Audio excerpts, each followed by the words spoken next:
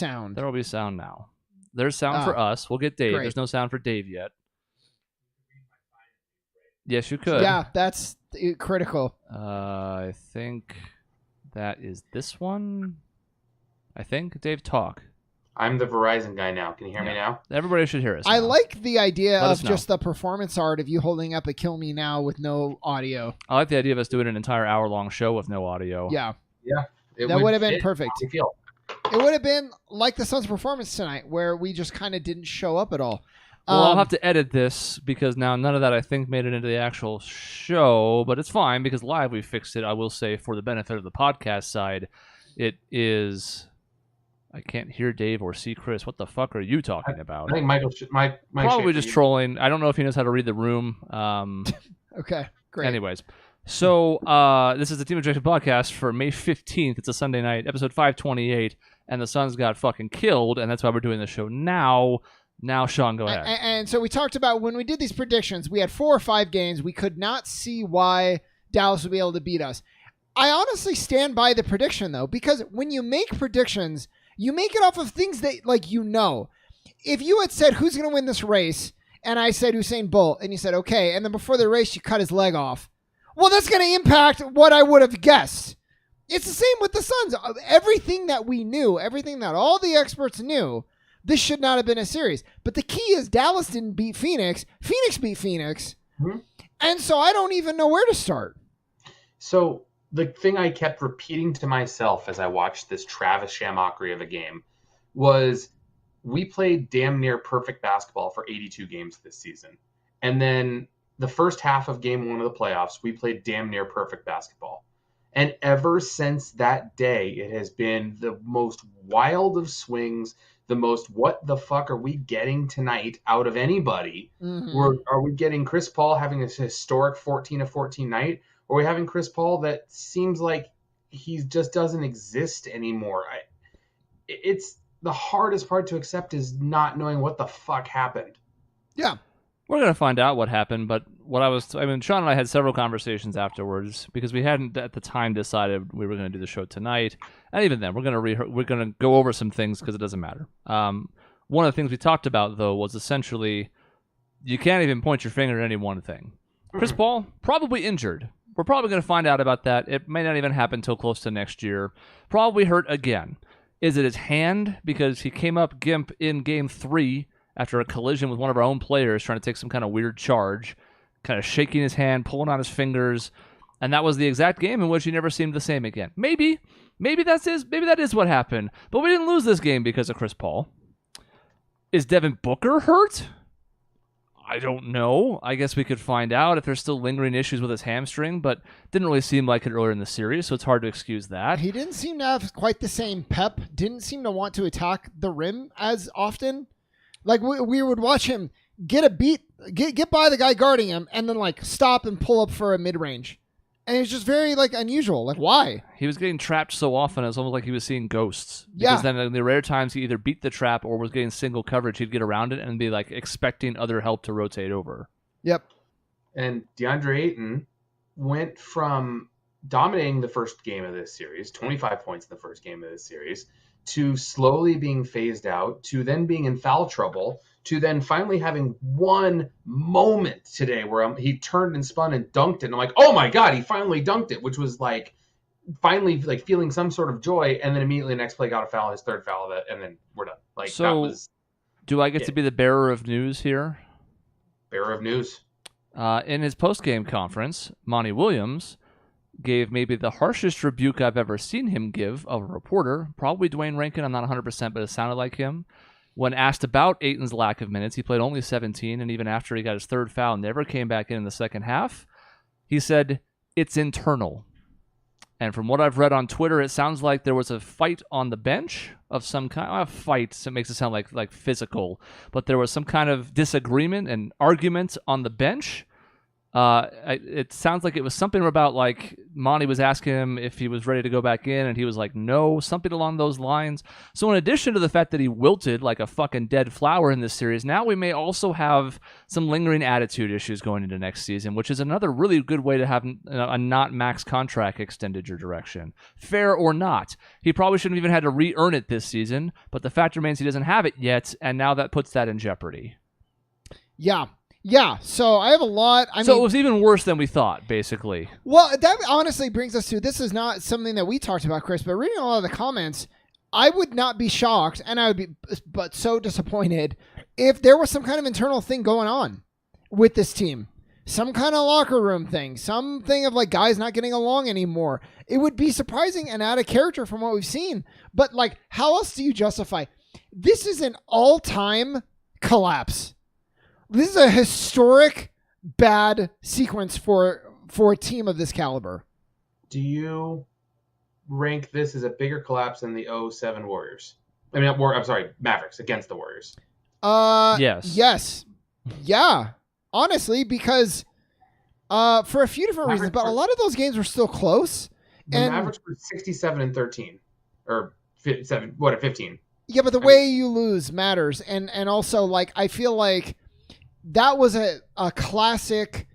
Golden State was in their head a bit for sure, but it was also like they just matched up with them really well, and they knew it, and they played into it, and they had swagger.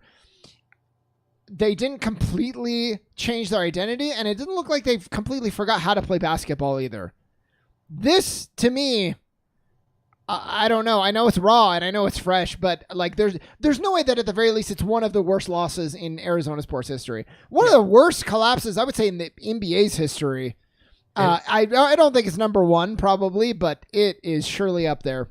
I mean, if you look at Phoenix Suns history, this is absolutely up there with some of the worst. I mean, the 2-3-1 blown leads to Houston in the mid-90s are pretty high up there as far as collapse. I mean, that was another team coming off a finals appearance who looked like, oh shit, they're come out for blood after losing in the finals last year. Especially the second time. I would agree with you. The two in tandem, I think, but especially the second time where it's like, okay, we learned nothing from last year and fell into the same trap as the one before. Well, and that even leads me into this team.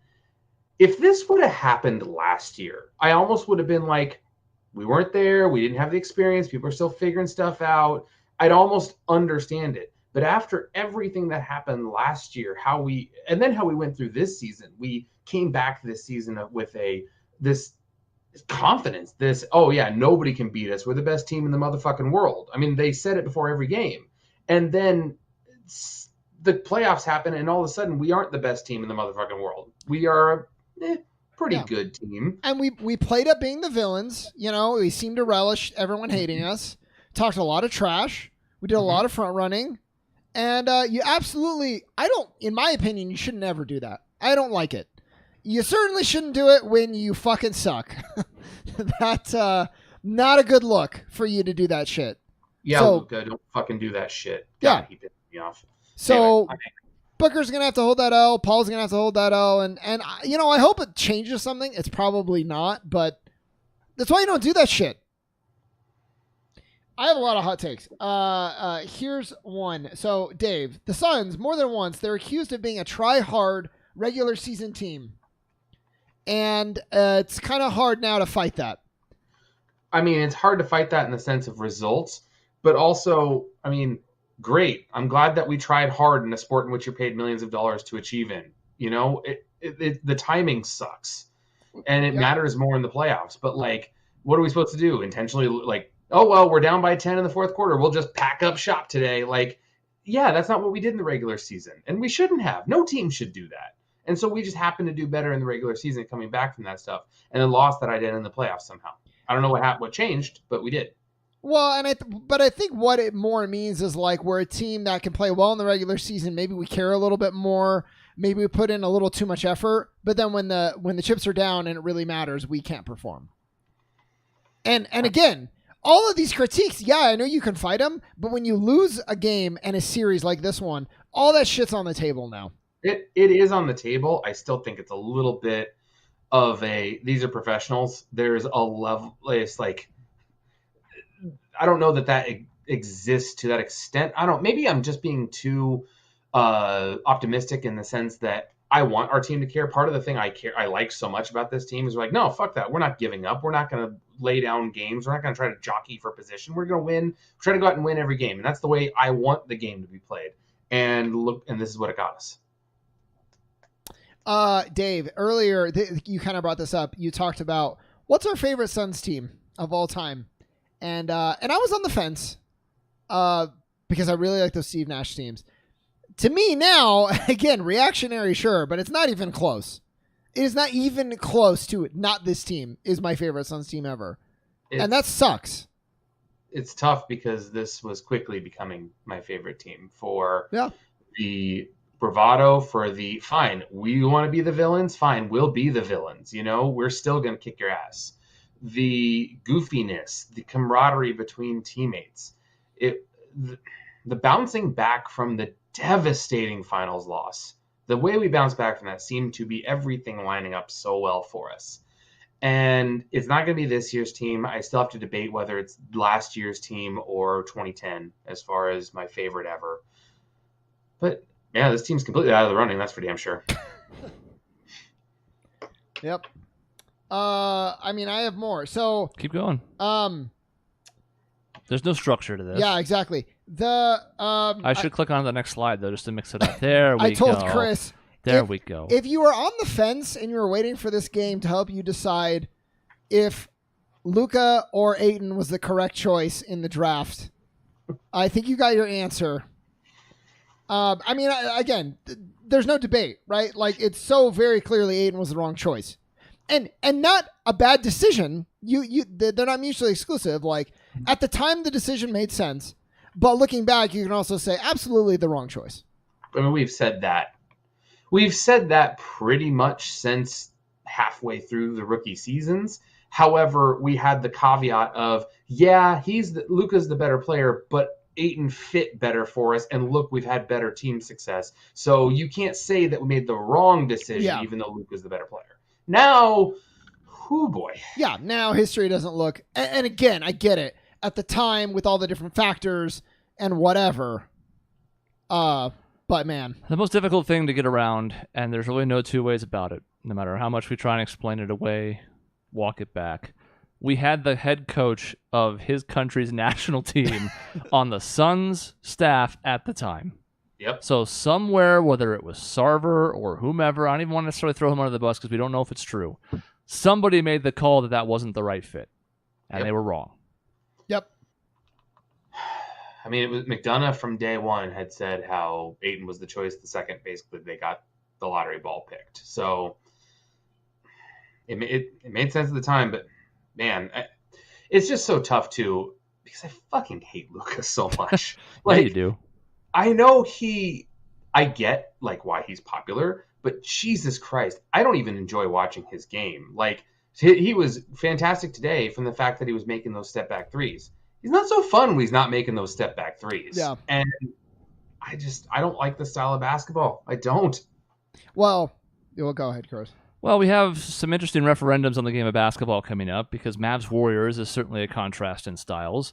And boy, am I a massive Warriors fan right now. I've always been the biggest Warriors fans of the three of us, even going back to before Kevin Durant.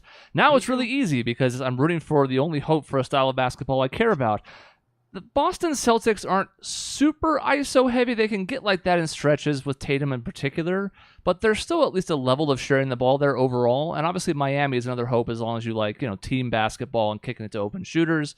So ideally we're looking for like a Miami Golden State final. If we get Dallas, Boston, I'm going to blow my fucking brains out. I mean, there's no... Because that is just way. the absolute worst style of basketball that I do not want to see being successful. Forget Luka specific, even though right now he's the poster child for it. To me, it's more about the soul of basketball itself. That's why I didn't mind losing to the Bucks, because to me, they played the right way. Yep. And so, Dave, I brought this up earlier, like, we watch a show called Cobra Kai. You haven't seen it. Basically, the heroes, they do the right thing the whole season, and at the end, they lose.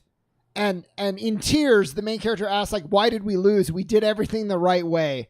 And I was like, that's what I feel like with the Suns right now. Like, we built the team the right way. We had loyalty. We had Booker. Like, Could have asked for trades, never did. We assembled the team through the draft. They cared about each other. And they played a style that is appealing and is teamwork. And we lost to heliocentric Luka dribbling for 20 seconds to go into a setback three.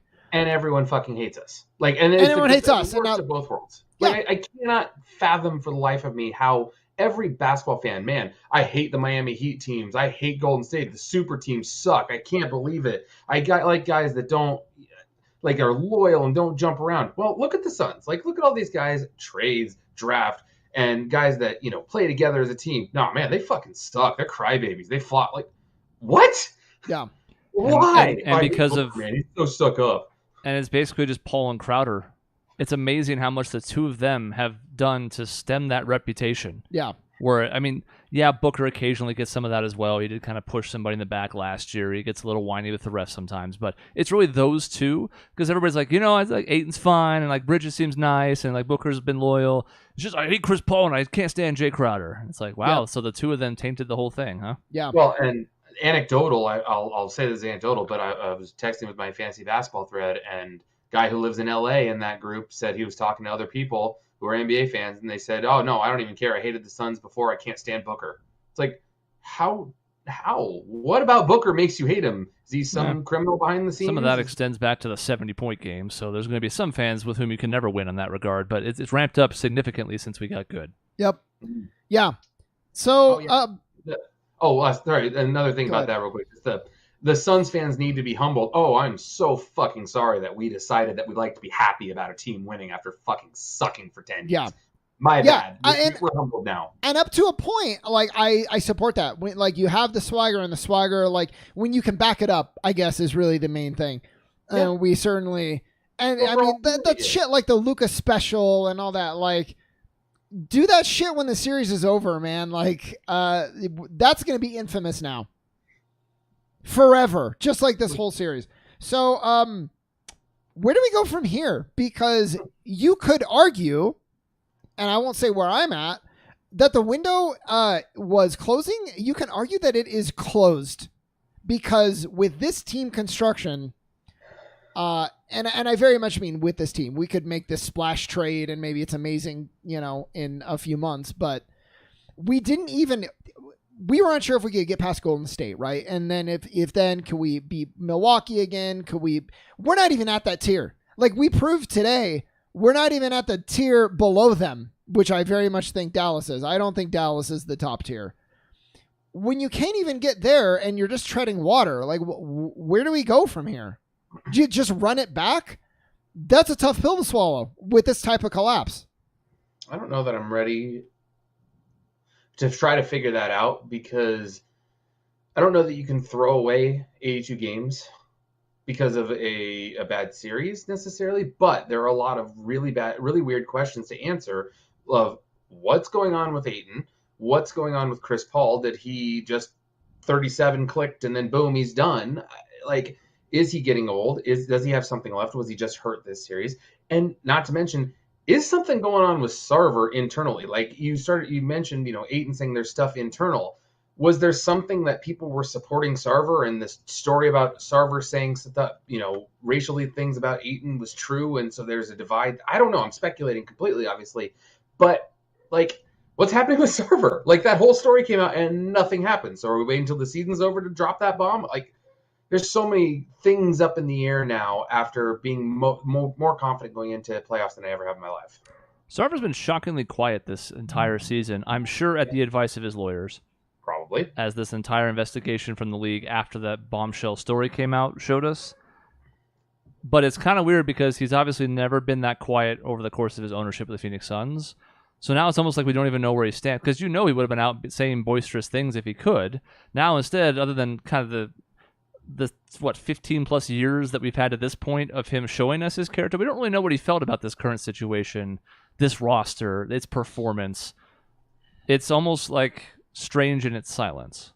Yeah, the whole thing is weird, and then that extends to I don't know why I didn't really consider it, and maybe it's a testament to the camaraderie that we had at one point in this season, but I hadn't considered maybe there's some kind of rift somewhere.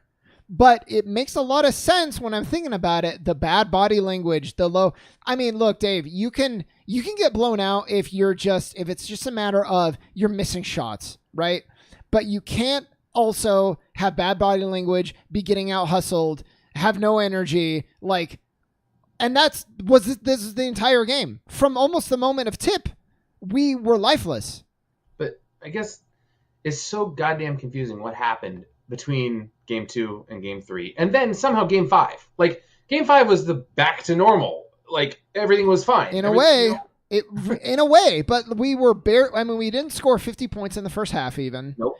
And then the third quarter, we had an explosion in the third quarter. And then the rest of the game kind of went normal. We held on to the lead, but even in that first half, that still looked like us. True. Yeah. It was, so to me, this would have made more sense if we'd lost in 6 and if game 5 was just erased from existence and the series just got progressively worse. There still is that weird question between 2 and 3 that Dave alluded to where it's like, okay, it's not just going on the road to Dallas that fucked everything here, so what happened? It's where I have to keep going back to Chris Paul got hurt. And look, at the end of the day, that sounds like that's going to be kind of like the carte blanche for us to go in on him. But I think it's going to be deserved at a certain point because, as other franchises would now know and probably point at us and laugh, this happens to Chris Paul every year. Exactly. But this is the guy who made a career out of never turning the ball over. He was a fucking sieve with the ball the rest of the series. Yep. And the rest of the team reflected it because it was like, well, he can't keep things under control, so maybe we'll go a different direction now. Okay, now Jay Crowder's got 4 turnovers and a half. Booker has 8 turnovers in game 6.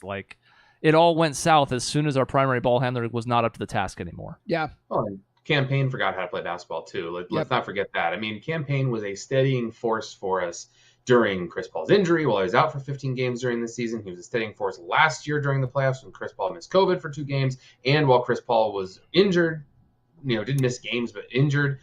If it was injured again, though, if Chris Paul was injured again, I still think you start to ask the question of where do we go? Because... Well, I don't even want to go there yet. And here's why. Okay. And I think this warrants its own section. We don't have anything planned, as you can see from the right-hand side. So we're just flowing through this as we feel things. If he's been injured this whole series, I want to know what the fuck keeps making him play through it. I guess the idea is, if that is true, and again, I have to assume it is based on how his play fell off a cliff. It's not because he turned 37. If that's the case, it's getting to the point where, we saw what the Lakers did to him defensively last year when he had one arm. And that wasn't his fault. That was a freak play, and he deserves some credit for playing through it to some extent. But if it gets to the point where you're a liability on the floor, I don't even know if we can commend him trying to play through it anymore. And I don't know what the alternatives was, because as you said, Payne was a dumpster fire. You can't play Booker 48 minutes, and Shamit's not a point guard. He filled in pretty nicely in some spots, got exposed in others, but there weren't enough guards there. And please stop with the Aaron Holiday. Come on. I would have liked to have seen it tried, I would have liked to see it. But it was not going to be a long-term solution. I would have liked to have seen a 5-minute stretch in a part of a game that mattered long before the series got away from us. Yep. But at the end of the day, you're not going to play him 35 minutes. So there's got to be some solution here. Campaign's under contract for 2 more years. And if this is the product, we're almost as much in trouble with him as we are with Chris Paul. The elephant in the room, of course, is Paul's contract, but it's also, in theory, up after next year. Yeah. So either way, whether you have or don't have trust in Paul, have or don't have trust in Payne, we're getting back to the same problem we had before, where it's like, who runs the point for this team? Because Booker shouldn't be a point guard to be his best. Mm-hmm. And now that loops back to the long-term thing. Yeah, well, we talked about this, I want to say in our playoff preview or going into some other Suns talk before, we were saying things get really dicey after this season, contract-wise, with costs, with just how we're moving forward with age. Things get dicey after this season, and now it's even dicier. Yeah. Yeah. Because there's a DeAndre Ayton-shaped question mark now. Let's get to that one because it's on my list. He's not getting the max. Not from us. How? If he gets it from some other team, we're going to have to make a decision on matching. It'll be for 1 less year, so I guess that softens the blow to some extent. But there's no way in hell they're just going to offer him 5 years. They wouldn't even do it after last season. Why in the hell would they do it now? No. It got to the point where I'm like, Ayton, he can't even turn us. I don't remember if he never goes left or he never goes right. But there's a way he just can't turn. And it's like the Mavs knew it, and they would shade him to that one spot. He would end up turning into the defense. He did it 6 times this game alone. I've been saying the whole playoffs. He can't turn left except to shoot fadeaways, which he doesn't shoot over his right shoulder. He shoots all the fadeaways to his left. Yeah. And he shoots his hooks, and his drives go to the right. And so it's pretty easy to guard him to an extent. Those are hard shots to block. If he's making them, it's really tough. But the game is limited, and we can see why. And it's always, they got to feed in the ball more. No. And if you keep saying that, you show your fucking lack of basketball knowledge. It is not that simple. It is clear to anybody who actually knows basketball that there's way much more going on than that. Yep. It was so difficult though, because when he did have it, I don't know if the Mavs just figured out or what it was, but he shot 70% in the Pelican series, I think, or something around there, over 60%, I believe, and was scoring frequently. He scored 25, like I said, in the first game of this series, and then from the rest of the series just fell off a cliff. And there were things that you're right, Chris. It's not as simple as giving the ball more, but there were things where maybe he could have filled in a lane a little bit better. Maybe he could have, posted up a little stronger when there was an opening or something like that. And outside of Game 5, where he had those couple offensive rebounds that really kind of kicked us going, I just didn't see much out of him. And I've been an Ayton defender. I've defended his play, his style, his defense, everything, and it's hard to right now. Yeah. It kind of comes back to Chris Paul for me as well, because that was where Ayton was his best, was in pick and rolls with Paul. I think Booker and Ayton's chemistry has improved over the last couple of years, but anytime they ran a pick and roll action with those two in the last 2 games, it went absolutely nowhere. Especially if they were starting outside the 3-point line, because they would just trap Booker. Ayton would kind of roll, and they wouldn't really have an angle to pass it to him, and then that was that. The action was over. Yep. Yeah. And this team responded all season to that. We had the ball movement. We had passing. We had Booker got trapped. Okay, well, throw it to this guy who zips over this guy who hits the corner 3. And it was so easy is the only word I can think of, it seemed, all year. We had an answer for everything. Yeah. And then what changed? How did Monty not figure this out? And I'm not an NBA head coach. I can't say, well, they should have done this. They should have done that. I'm not there. I am not paid to be there. Monty is. And it wasn't there. He got completely outcoached by Jason Kidd in this series. And Chris brought this up. I'd say. Yeah, maybe it was a issue of personnel. Maybe we don't have enough playmaking on the team. But they were overplaying on defense, and they were overplaying the passing lanes. And theoretically, I mean, in high school basketball, right, is the level I'm talking about. That's so easy to punish. If you play into it, it's devastating. But if you're patient and you break it with penetration or you get back screens, it's very easy to handle. And we just, they're playing the passing lanes and we're expecting the pass just like a little farther out. We would have sequences where there's 10 left on the shot clock and we're moving backwards. We're passing the half court line. It's like it is not hard to break if you have that penetration, but we just didn't. We just didn't do that. And maybe we don't have the personnel, but if we don't have the personnel to even break that, then we have some big problems and things to address. Which was hilarious because, we did have the personnel, goddammit. We had Booker and Paul, who were supposed to be 2 people who, shit, offense didn't move. The shit didn't work. Okay, go get a bucket. Booker was fantastic at that. Last playoffs, he scored 47 in a closeout game against the Lakers. I almost forgot that. He could not make anything today. He didn't try any differently. He was shooting. It wasn't like he was not shooting in the first quarter, but he was 1 of 11 at one point. And just, what the fuck happened to him? Yep. To Booker especially. Chris Paul, maybe he's hurt. Maybe he's old. I don't know. Booker, on the other hand, he's the one that was okay, well, everyone else sucked, but I scored 20 in the first quarter. Okay, at least we got something going. I'm not going to excuse Devin Booker, but even coming out of halftime, Allie LaForge had the report about, she talked to one of the Mavs coaches coming out of halftime when they were up 30, as a reminder. Mm-hmm. We had 27 points in the first half. Yep. And they talked about how it was anybody but Booker. Yep. They were going to they were going to put a big body on Chris Paul because they clearly weren't worried about him blowing by anybody on the dribble. And they were going to trap and throw 2 or 3 bodies at Booker. Booker did not have a good game today. No one did, and he deserves blame for this as much as anybody. However, I think when we go back and look at certain stills from offensive sets in this game, we're going to see just how badly they were shading towards his side of the court, which is a referendum on everybody else on this roster for not being able to convert in those 4-on-3 situations. A thing that we also did consistently all season long because Ayton's a good passer for his position. Bridges was improving. We saw some flashes from Cam Johnson. It's one of Crowder's strengths for an undersized 4. We had none of that in this game, and it killed us because it made us one-dimensional. If you can even say that. We were half-dimensional offensively. Yeah, I would have taken one dimension.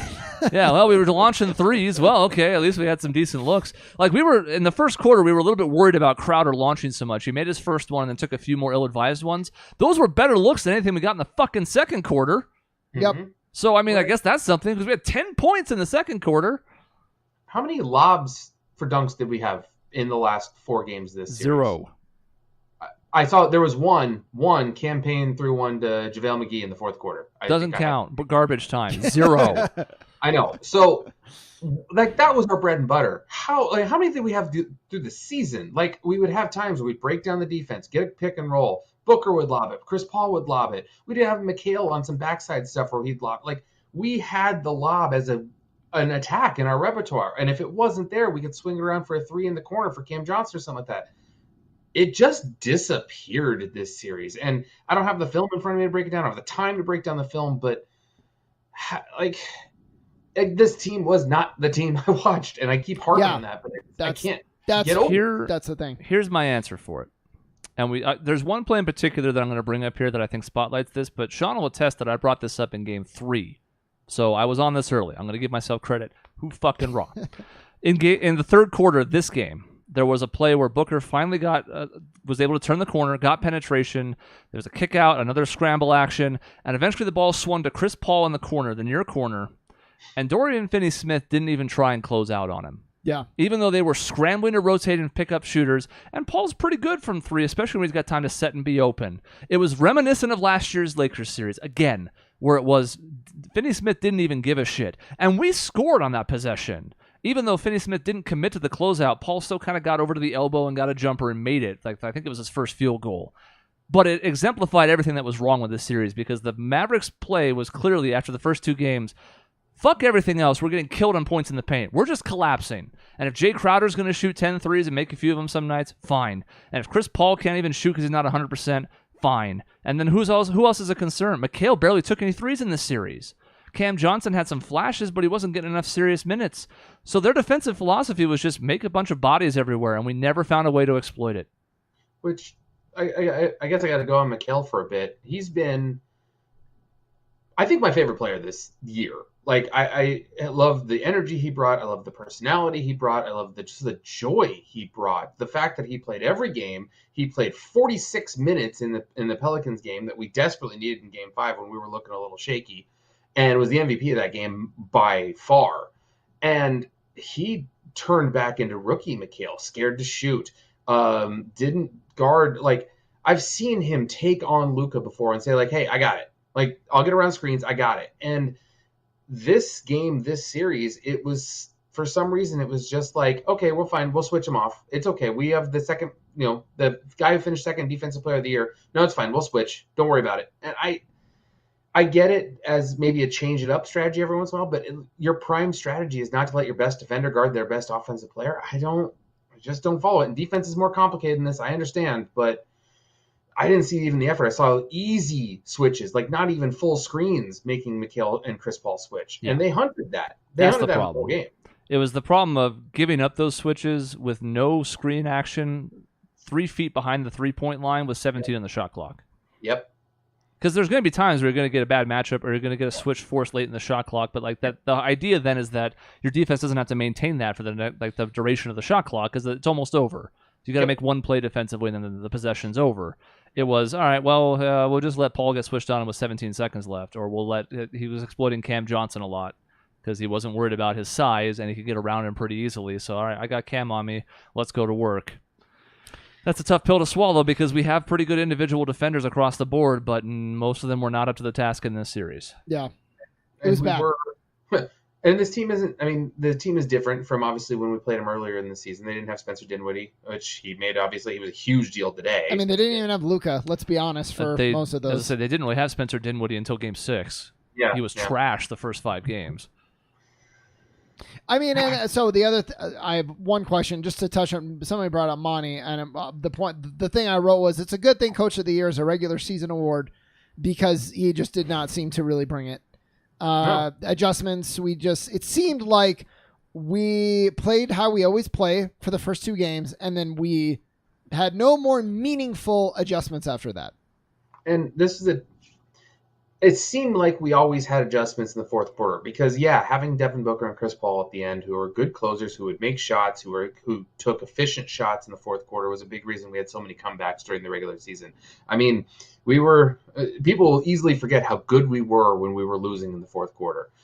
But this there was no adjustment. There was just no change. There was no anything. It was basically after game 2, were we making shots or not? And then the second half of game 5, we did make shots. Other than that, we didn't make shots. Well, here's the counter argument. Well, it's not even a counter argument because you're right, but when were those adjustments supposed to happen? We make fourth quarter adjustments. There were no fucking close fourth quarters in this series. Yeah. There weren't. What was the close? Was the 7 points in game 1 where they made a push and sort of made it seem close? Was that the closest any of these games was at any point in the fourth quarter? Yes. I think it was, right? I was going to look at the research. I couldn't find a quick way to get all 7 game logs. There were no close, like the whole thing was the clutch thing, right? The Suns were clutch all season, and they had the 2 best clutch shooters in the NBA. There was no clutch time. Either we were blowing them out or we were getting our asses kicked. So if Monty was expecting to make adjustments in the fourth quarter down the stretch, then that was a flaw because we never made it to that point. Well, and I'm really interested where we go from here. So there's overreacting, and I don't want to do that, and it's raw, and we just lost. But this is the type of loss and collapse, both in this game and the series. It potentially is franchise altering. Whether we want it to or not, whether there's overreaction or not, it happens. And my question is, are we going to go the Utah route or like the Boston route? And Boston having no like huge collapses, but Boston's had this team or some version of this team for a lot of years, and they've kind of been disappointing year over year over year. Well, finally, they seem to be breaking through this year. We'll see. Or is it Utah where it's like, man, we lost so bad to the Clippers, we're going to give it one more year, and if we lose, we're blowing this thing up. And it feels like the latter. I have nothing to base that off of, but with a loss this bad, it's hard. I can give you 2 things to base that off of. Okay. That it's the latter. I don't know that it'll happen, but 2 things. They're easy. Chris Paul's 37 years old, and Jason Tatum and Jaylen Brown are 25. 26. Absolutely. A problem that huge difference. Yep. Like if we had Chris Paul at 26, you'd be like, hey, all right, we got 3 young guys ready to go. Like we stumbled into these 3 super young guys. We can do this. We can run it back. Chris Paul's 37 now. Like it's going to be really tough to see like, okay, next year he's going to come back and be able to sustain it for 82 games and then the playoffs again. Like, and he's just going to get hurt. We know that. Like, it's not even like fingers crossed he won't get hurt. He's going to get hurt. You just plan on it. There's no whatever universe, snake bit, whatever. He's going to get hurt, and you just have to count on that. I figured the hurt had already happened when he broke his thumb. Like maybe we got it out of the way. Yeah, no, that wasn't the playoffs, I guess, is the thing. The second thing is in Boston, they had at least players that didn't just disappear. And Ayton and McHale have disappeared. The role players just disappeared. Again, it was anybody but Booker was the strategy, but our Booker disappeared in this game. And just, I don't know how you can count on him. I know Tatum had bad games too, so I can't I don't want to overemphasize it too much, but it feels like I don't know that I can trust anybody right now on this team. And this is a reactionary, I know. But no, I get the trust thing. You bring up a really good point, I think, because it is reactionary. But I watched this game and I'm like, this is a team we followed all year. They pulled through all the year and they completely lose identity. So it's like the whole foundation. You just talked about trust. Literally, I don't know if I can trust them going forward anymore. Well, next year the regular season will not mean jack shit. No, we can win 70 games and be like, all right, great job, guys. Like, well done. Prove it. Time to prove it. Like. And it's frustrating. Yeah, you don't want to lose, the journey matters, and this was still a great season. We will feel more strongly about that in the coming weeks, I think, than right at this moment. Yeah, does it lessen how much I enjoyed the regular season? A little bit, because I think that's inevitable when the end goal wasn't what you expected. I enjoyed the journey with the team over the regular season. I'm pissed about the last 3 weeks. Yeah. But this is some of the most fun I've ever had watching regular season basketball. This whole season was a joy. All the time. Great vibes. It didn't result in anything, but guess what? Neither has any other Phoenix Suns season in existence. So, we're used to that. But Dave, to your point about trust and saying next season doesn't matter.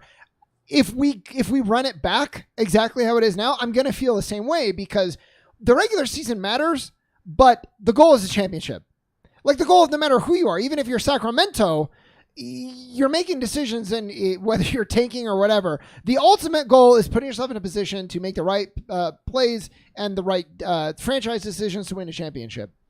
And if we run it back again, the same crew, I'm just going to be like waiting for the other shoe to drop. I'm back to that, Sean, where it's like, this is good, but just waiting. And now I'm vindicated. I don't want to be vindicated, but fucking look what just happened. The team lost all sense of identity and knowledge of basketball in a series. How can I ever count on them again in any matchup? One of the things I've always loved about sports is the idea that I can invest my heart, soul, emotions, everything into something that ultimately doesn't matter in my life, that ultimately will not change. My family's not going to die. I'm not losing my job. I can eat tomorrow. None of this matters what happened with the Phoenix Suns today. And on that same token, Jesus, why do I give a shit so much? That's what I feel at this moment. I know it'll change. I know I'll get back to it once they start playing next year. The pain will lessen. But I sat here watching this game thinking, like, why do I fucking care? Like, why does this matter to me? Why do I let myself get this invested in something for something that really ultimately doesn't mean anything? And I know, like, for therapy of myself, I know the fact that I have you guys to talk about it, I have built relationships with the fact of this mutual love of a sport, the fact that I can go out to a gym and play this game and still love it no matter what. That's why. But Jesus fucking Christ, this hurts. Oh, I get it. I would have a lot more of an existential crisis if we had lost to a Lucas step-back buzzer beater. Yeah, I don't know about that. This was easy. This was nothing. Well, this wasn't even fucking basketball. This wasn't even a game. It was a blowout from the word go. So at no point was it like, oh, well, I guess maybe we have a chance to go on and still win a championship. It was like, all right, we're done. Yeah, and I mean, emotionally, I would agree. But, like, looking forward, it's like losing a Lucas step back there, like, man, he's legendary, and that sucks, and that really hurts, and it stings. It's like now, it's like, I don't even know what we do. I mean, to me, a lot of people are going to be questioning Ayton going forward, and there's some completely valid questions there. For me, the more I've thought about this over the last few hours, everything comes back to Chris Paul. Oh, trust me, other people, they are saying Ayton, they're also saying Chris Paul. And it's because he's so ball dominant that if he's falling apart, both physically because of injury, but also his ability to do it. Because, I mean, look, we all love the 14 for 14 game, and he even had a good game, too, in this very series, but if he's bad and has too much pride to take himself off the court, then we have additional layers of issues because, like you said, we have no backup for that. Campaign's probably fine when he's playing 10 minutes a game. If you need him to fill in more because your star point guard is hurt, underperforming, etc., we have a gaping hole at that position. A massive gaping hole because it's even worse than before. When we were given journeyman minimum fucking contracts, there were no expectations. They sucked and we expected them to suck, but we had money to figure it out in other positions. If we're devoting $50 million next season to the two of them combined and both of them suck, doesn't even matter what we do with Ayton. We're doomed from the word go. Because here's my other issue real quick, just to go back to Monty. I think Monty is a good coach, a great leader, and a phenomenal human being. I have no interest in him being gone next year. No. He was the wrong coach tonight. Yes, And I said this to you after the game. I said, if Tom Thibodeau could have come and coached this team for just this one game, I would have had to think about it. Because he's the type who's going to be like, what the fuck is going on? You're going to play 65 minutes this game because we're not showing any heart out here. And you are going to come in on the deepest part of my bench and figure something out because you guys suck. Get off this floor. Yeah. And Monty is so loyal, one of his best strengths. Why does that matter in relation to Chris Paul? Because the two of them go back to the start of his career, and really both of their careers, because Monty was a young coach then too. If he's too loyal to Chris Paul, and Chris Paul's too stubborn to take himself out, then we're screwed. Yeah. So Ayton's issues I'm concerned about, but I also don't blame him for being a little bit jilted, especially if he is pissed off at Sarver for what he said. I'm not excusing DeAndre, but we know what DeAndre is. What I don't know is what Chris Paul is going forward. Yep. And it's not going to get better. Like Father Time is undefeated. Like it's coming to an end. Like it's going to before too long. Well, and yeah, he can fight it off, but man. But it could be, it could be a, funnily enough, Jason Kidd situation where, what was he to the championship Mavs team? Was not ball dominant, everything going through Jason Kidd. He was more like, I'm going to kind of play decent defense, spot up 3-point shooting. And I'm going to be a factor, but like, I'm not the Jason Kidd of old. Mm-hmm. I mean, it's going to have to, the ball dominant Chris Paul, whether because he's getting old or because he just can't stop getting hurt. It's going to have to stop, or we're going to have to figure out a way to win without it, or we're never going to get over the hump. Or you need a coach that is able to say, Chris, you can't do it anymore. and a coach that's willing to take him out. Yeah. And I'm not blaming Monty for not doing that in this series. I get why you don't. You have ridden him the whole time. You rode him the last series when Devin Booker was hurt. So like the expectation was there, kind of like you said in the very beginning of the show. Like the expectation of Chris Paul being Chris Paul that he was in the last series even was there, and it just isn't there anymore. And not having anyone to back him up, not having anyone to say, okay, Chris, you're playing 20 minutes this game, and Campaign's playing the other 28. I don't know what to do about that. There was a tweet, and look, it's low-hanging fruit to pick on a dumb tweet on the internet. But there was a tweet I saw before Game 7 where somebody was like, yeah, I feel like there's going to be like a situation where Chris Paul puts up like 40 and 15 and they lose tonight. I'm like, if Chris Paul puts up 40 and 15 tonight, I will bet every fucking penny I own that we're winning this game. There is no way in hell if Paul puts up those numbers, because we were concerned he was going to even get to like 10 and 5. If he puts up those numbers, there's just zero chance, because it means that everything else is working. If he has 15 assists, then he's getting kickouts to shooters. If he's got 40 points, the defense is having to commit, and he's getting easy looks. We saw the exact opposite of that tonight. So that's my biggest question mark going into the offseason. Even knowing that Ayton had this whole weird brouhaha on the bench in this game, which is disappointing to me, Chris Paul is still my biggest question mark. And that kind of sucks, because he was always going to have questions. Like you said, he's old. But to me, it's not even just the stuff that happened in this series. It's not even the stuff that happened after I assume he was hurt in Game 3. It's getting fucked over by, let's say, additional ball pressure from Alvarado in the last series, and trying to prove he's the smartest guy on the floor, and drilling the ball across the time stripe with 16 exactly on the shot clock. All of this other stuff where it's like, if you're losing a step, you cannot afford to be cute. Yeah.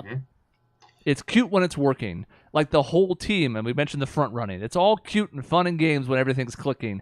But for him in particular at that age, if it's falling apart, I don't know. And you wonder, like with Booker getting hurt, how much, trust me, maybe more than any of us, I am not blaming him on the injuries. I think we just fucking suck. Yeah. I think it's just something like we're just terrible. And I think it was fool's gold. Look, or something along those lines, the right? Mavericks didn't have Tim Hardaway Jr. Now, I'm not sitting here saying that that's a huge difference in the series, nor would it have been an excuse if they lost tonight. But he's a rotation. He's a starting level NBA player. They didn't have 100% of their roster either. And yeah, we just sucked. Yeah, are there lingering injuries and stuff? I'm sure. But which team doesn't have those? Especially this season, there were so many injuries this year. So it makes you wonder if Booker never hurt his hamstring. Right, which I think is probably still lingering here. He just didn't seem to have There's the no same explosiveness. pep. Yeah. But like you said, everybody deals with that, and it still doesn't explain. Like, I think it was the guy that does the Lockdown on the podcast was explaining. Like, it just seemed like every possession the Suns would bobble the ball.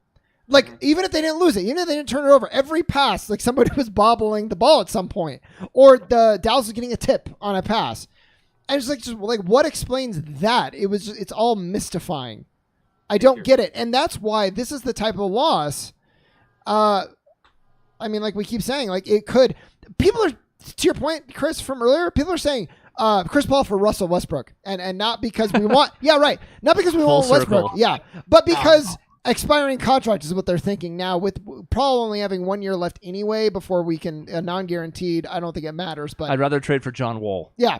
I the point is, I don't want to trade for John Wall. I'm just saying they're looking for anything, and Chris Paul is very much on their chopping block. I think it's reactionary. I think we need some time. I think it's the rest of the league just dunking on Chris Paul, though, because he's so hated. Yeah. So he's going to get a magnifying glass no matter what. For me, it's a different issue that I have with him than most other people do. Yeah. Well, but again, you know, what is that? What does this do to Chris Paul's legacy? It impacts it. It's not just like, well, you know, whatever, excuses. No, it hurts it. It's going to hurt Devin Booker's legacy. He has time to correct it. But as of right now, it hurts it a whole lot. He's going to be in the Dirk bubble of, well, you better pull out a championship in the next few years, because if you don't, it's going to be pointed back to for a long time. And Devin Booker's not at the level of Dirk, obviously. But I'm thinking, I feel like I almost saw this coming, and I texted Chris before the game saying I was nervous about this game. And I think the reason I was nervous is that going into Game 6, I thought Chris Paul was going to have one of those, okay, we're closing this out tonight. We won Game 5. We looked great. Here I come on the road just like I did twice last year in Game 6 against the Lakers and Game 6 against the Clippers. Twice last year. Okay, here we come. I'm going to score 30, and we're going to close this out, and no one is getting by me because, God damn it, I'm here. I'm Chris Paul. I'm the point guard. And he fouled out. And you can question whether some of those were good or bad, whatever. The point is, he still looked like shit, even aside from fouling. Mentally soft. But when that happened, when we said, oh, shit, Chris Paul in a closeout game has been so goddamn good, and now he wasn't, I got really nervous coming into this game. Yep. I was not nervous because I thought we were going to have a much better effort than in Game 6, and if we didn't, I didn't care if we lost. So it made it easy for me because either we were going to advance and then we'd have to figure some shit out the next series, but like, hey, we got at least 4 games to figure stuff out, or we're going to go home and like, great, like the investment, the tie is over. Yeah, I was also not as nervous, Dave, but it's a trick because I lost a significant amount of sleep over losing Game 6, and since then I was like, okay, that was the game that made me realize we could lose this series, and that was the hard part for me. So once I got over that, I went into today's game just being like, we're either going to win, and great, we live another day, or we're going to lose, and we didn't deserve to play Golden State anyways, because we're not playing up to that level. And certainly, they proved me right. I don't know how you guys are able to do that, because the stewing that's going to happen for me of the, hey, I'd like to watch some basketball, but I really don't want to watch Miami and Boston. I never really care about the Eastern Conference anyway. And then, I really don't feel like watching Luka against the Mavs. So great, I'm just done watching basketball now. That sucks. I'll just move on to summer. And, cool, the Suns are starting up next October. Well, all right, I'll kind of pay. Like, it affects me in such a stupid way. Like, texting my dad, like, man, I just want to see us win one, hopefully. And, my dad tries to put it in perspective, like, well, imagine 15-year-old me watching the Suns against the Celtics, still wishing they'd win one. Not helping, Dad. That actually makes it a lot worse. Yeah, and then to your point, Dave, so you're going to be watching now, best case scenario, a team is going to win the championship that won it, 12 years ago, 13 years ago, 2008, Boston 2008, Miami in 2013, and the Warriors in 2018. Yeah. So no matter what, within the last decade and a half, a team is going to win the championship. Or knock on all the wood, the Mavericks in 2011. So I'm not even going to count. Don't talk about that. They're not even going to win. There's no way. The Warriors are going to sweep them, and we're not going to talk about it. Yes. Thank you. That would be one. But that's all that's left is like all these teams that have had success, and you're like, cool, great, just like fucking always. Year, really. It was down to the Final Four last year of the Suns, the Bucks, the Clippers, and the Hawks. And it's like, I know. No one's won a championship in 50 years. This is great. That was cool. But at the same time, we're still so far removed from Cavs Warriors every year. Yeah. No matter what a new team is winning the title this year, they're not a fresh team. They're all teams that have had somewhat recent success, but the Bucks were also eliminated today, so we have a new champion. And most of these teams were champion long enough ago that nobody from this current roster was on it. I'm not saying that makes it better, but it's not quite the same to me, because even I, as a guy who was liked watching the Warriors play quite a bit, was like, yeah, Warriors-Cavs again? Great, because now we're going to have some matchup that's kind of interesting to me. And by the time the finals come around, I think there'll be more game to watch it, especially if the Mavs are out. Like, if it's Warriors-Heat, that could be a pretty fun series. I'll be mad, but I'll still be kind of like, all right, these are two teams that play the game the way I like, and I bet you it'll be interesting to watch the cross matchups and stuff. I'll watch a game or two. But at least I don't have so often it's like, the Heat. I'm thinking, man, we could have beat the Heat. I won't have that problem this year. No, we couldn't have. Absolutely not. We couldn't beat a YMCA team. We couldn't beat, honestly, playing like this, we beat probably who we could beat this playoffs. The Pelicans, and I'm trying to think who else maybe we could have beaten. The Timberwolves? I don't know. Could we beat the Timberwolves? The Timberwolves beat themselves. Yeah, I don't know. It wasn't like the Grizzlies won that series. We could have helped them beat themselves. The Jazz? That's about it. Man, I was so unimpressed with the Jazz, but I also thought we'd sweep Dallas. So now I fucking have no clue. We would have beat the Jazz. And that's it. That's as far as I'm going down that list. There's nobody else in the West I'm like, yeah, we could have beaten them. Yeah. I mean, and Denver, I guess, probably still. I mean, we swept them last year, and we were probably better, and they were probably worse because they didn't have Porter Jr. All-time collapse, this was. I mean, like, historic bad just happened. We were here to witness it. Do we have to look at this as we can never predict us to win again? Because we, before last season's playoffs, we sat here and said, I was the most outgoing, but both of you guys said, I think we're going to lose the Lakers. Yeah. And then you're like, okay, we should be okay against the, we were kind of hedging our bets. Then we went up 2-0 against the Bucks. We're like, we're fucking win this thing. Oh my God, we're going to fucking win this thing. Well, Here's why, Dave. This is the point I touched on before. You make the decision based on like what you know, and you can't account for a complete fucking mental collapse. I'm being completely superstitious at this point. No, I mean I get it. No. I understand it. I but don't like, believe in any of that shit. Yeah. I really don't. And you know what? 10 years ago, I would have been like, I don't really believe in that, but like, yeah, I'd prefer just kind of tiptoe around stuff and just like, I don't want to be out there with this. What if it does have an impact or something? Yeah. I do not believe in that shit. If I could affect that kind of change in the universe, I'd be a goddamn lottery winner by now. Yeah, right.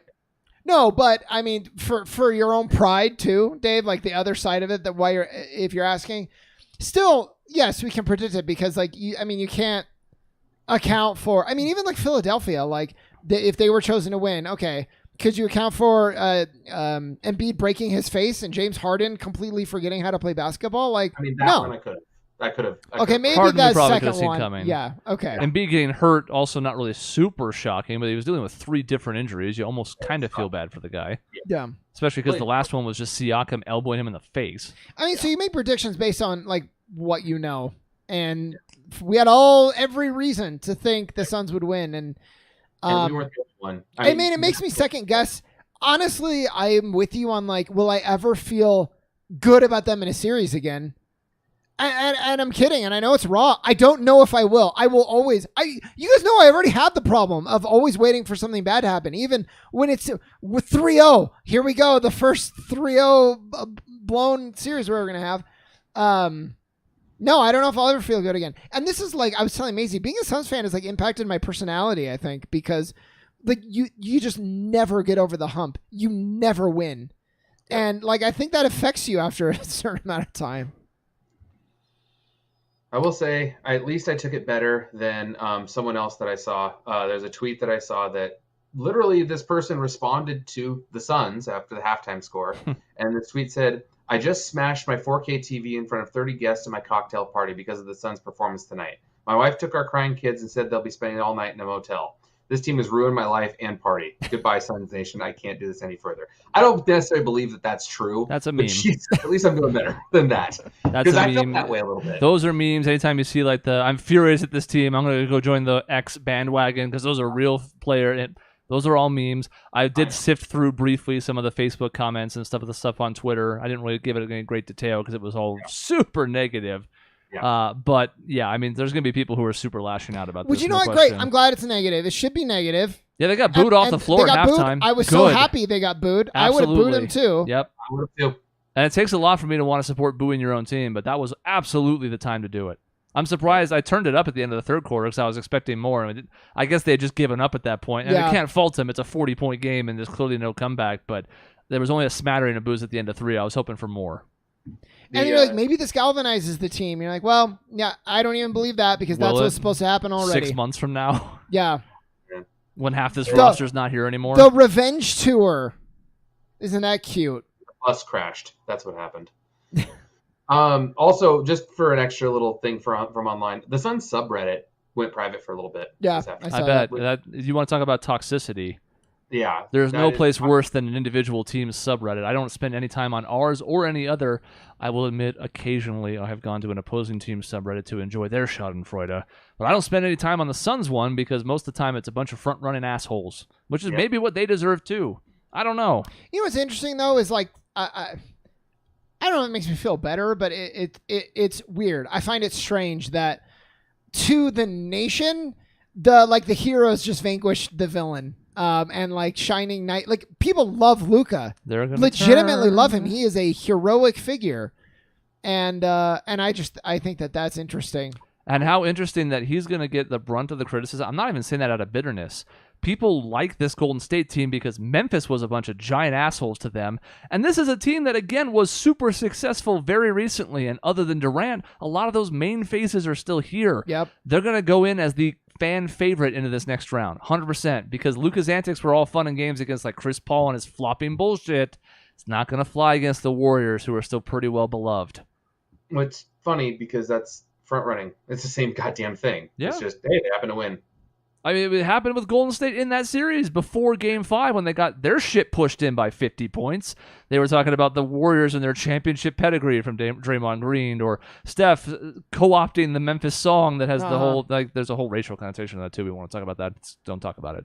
It's like Dave Chappelle's joke about how, like, white people don't know what it means, so we just keep talking about it. It's fine. Don't worry about it. Don't look it up. Anyways, the point being, like, Memphis was such heels that Golden State became beloved again. And that's all it takes, just like in wrestling. Like, one matchup against a specific other thing that people hate more is enough to flip you around and be a babyface. It's amazing every time. So, I know I've learned from this. I don't give a fuck what anyone says online anymore. I'm going to watch the games myself. I'm going to text you guys about it. And that's about it. Like, I kind of enjoyed enhancing what I felt like was enhancing the experience, getting more information from different sources, getting different perspectives on things, because I always like hearing different perspectives. I'm fucking done with this shit. Like, I can't. The toxicity has always been out there, but it is so in your face nowadays, and I'm just done with it. I can't do it anymore. I stopped after Game 4. So that included Game 5, where we beat the shit out of them. I stayed off, and then I stayed off for Game 6, and I certainly won't get on tonight. What do I need to read about tonight's game that I don't already know? So it was nice. I found myself enjoying it, win or lose, not getting on there, because all it did was either fuel the opinions I already had and this self-aggrandization about, haha, yeah, we're cool and they suck, or it was everybody bitching and moaning and aggrandizing Luka, and so none of it was any good. It's all negative, even when it's positive. There's a little bit of masochism why I'm going to still read a little bit.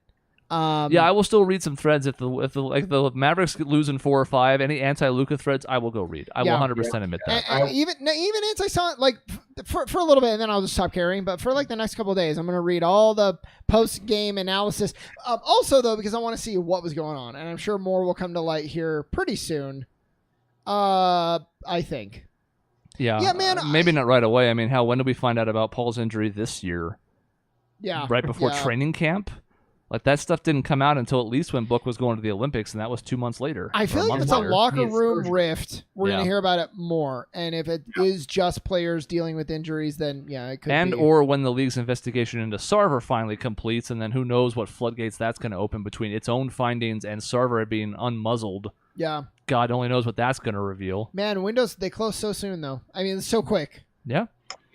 I'm not going to say that I will give up completely on McHale, on Book, on Cam Johnson, on DeAndre Ayton. Those 4 guys together theoretically are a fantastic base. You get a serviceable point guard in there. That's a hell of a 4-man group to run forward with. I thought it was.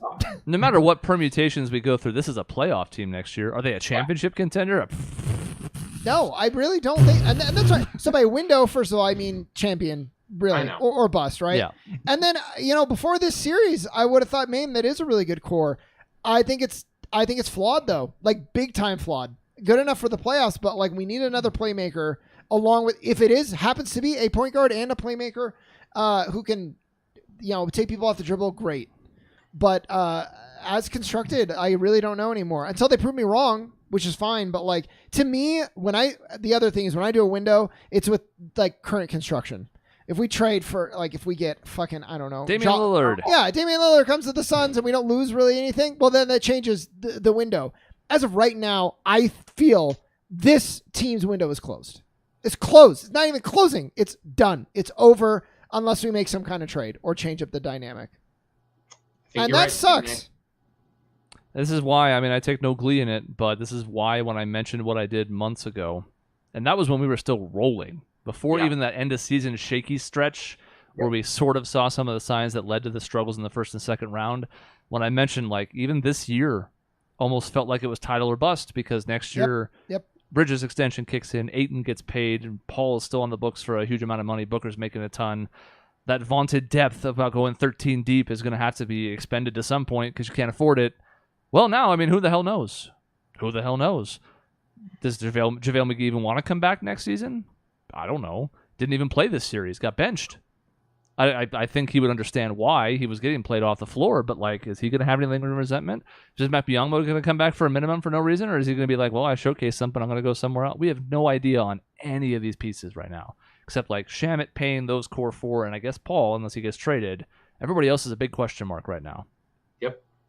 And we'll get into that later in the offseason because there's really no point right now. Who knows who's going to be available, what draft day moves might get made, etc. But I don't know that I'm going to be ready to talk about basketball till the draft, maybe. Well, I don't care about that. What is there to talk about? Like I mean, after the draft happens, we're like, okay, free agency is maybe starting, and but even then, like, we're not going to be players in free agency. I guess it's Ayton's contract or bust, basically. So it's funny you mentioned. I suppose before I transition to the outro, real quick, Mike Schaefer in chat brought up the 2001 World Series, which was a weird one because even though the Diamondbacks were the young up and comers who hadn't really done anything, and we were up against the Yankees, who just won 5 World Series in the 90s, 4, whatever it was. They won 4 out of 5. 4. We were the underdogs because of 9/11.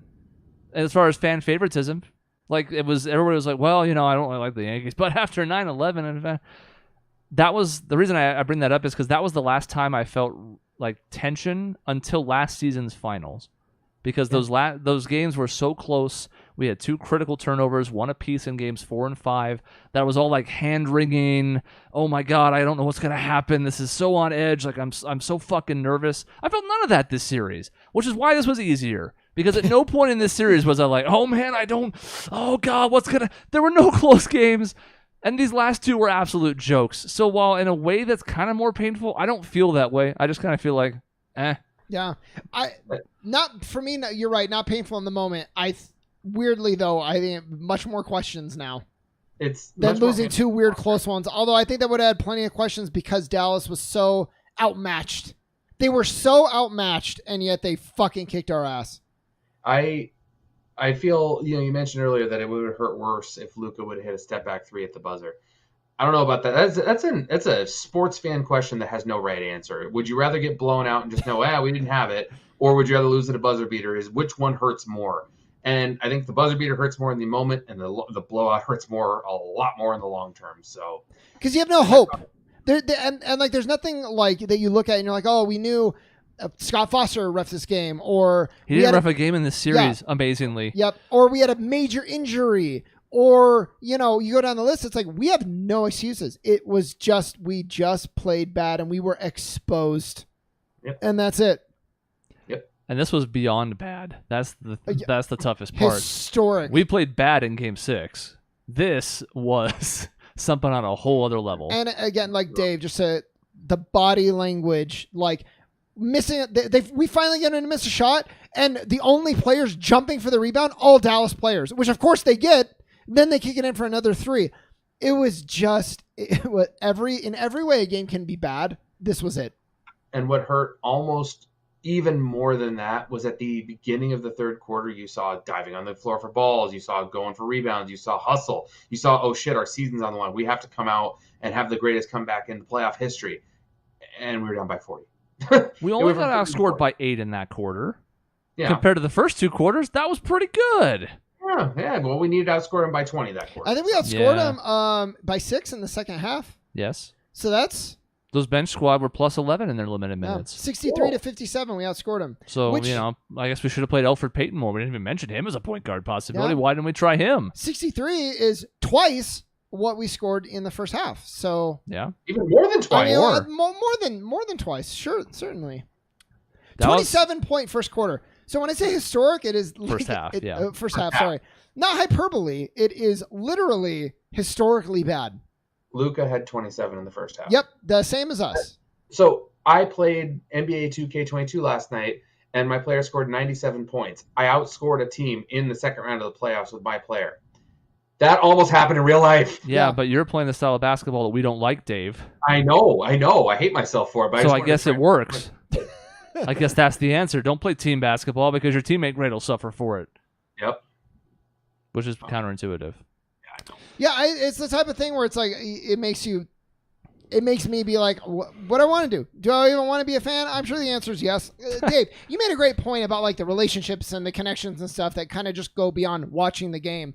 But it's really hard not to look back and be like, wow, what a waste of time.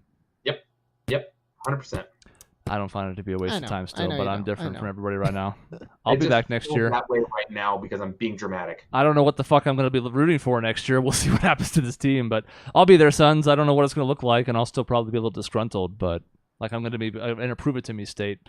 At the end of the day, look, my bottom line is this. This team talked about its poise and its leadership all season, and they abandoned those tenets as soon as the going got tough.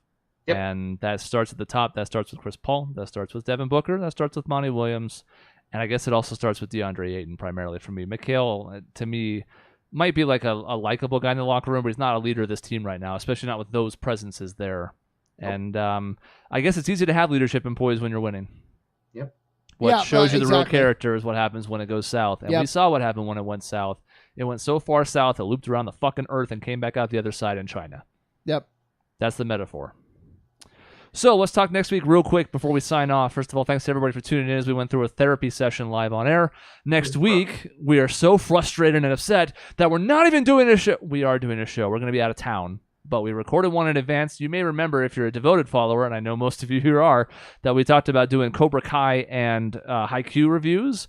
We recorded those in advance so that we wouldn't miss a week. So that episode will air in the usual time slot next Tuesday. It'll be a live premiere, so you can still tune in and stream it. And if I'm around, I'll even hop in the chat and talk with you all while it happens. But we recorded one in advance with those 2 reviews. I think they're pretty cool. So that will have a whole 2 weeks to stew on this before we come back with what I think is going to be a tournament the week we come back on the 31st.